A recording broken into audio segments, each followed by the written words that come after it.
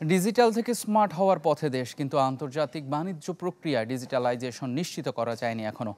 International chamber of commerce ICC এক অনুষ্ঠানে বিষয়টি তুলে ধরেন। আলোচকরা জানান, বিশ্ববাজারে রপ্তানি সক্ষমতা বাড়াতে ডিজিটাল ট্রেড সলিউশন দরকার। কাগজহীন বাণিজ্য ব্যবস্থা গড়ে তোলার সময় এখনই। এক্ষেত্রে সবার আগে জাতীয় রাজস্ব বোর্ড, ব্যাংক ও বন্দর কর্তৃপক্ষকে ডিজিটাল সেবা নিশ্চিত করতে হবে। যদিও বর্তমান সাইবার নিরাপত্তা ব্যবস্থা নিয়ে শঙ্কা প্রকাশ করেন খাত সংশ্লিষ্ট অনেকে।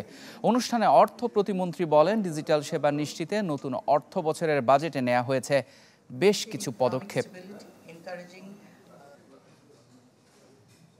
In the recent budget, we have emphasized in many areas and sectors to achieve Smart Bangladesh, maintaining economic stability, encouraging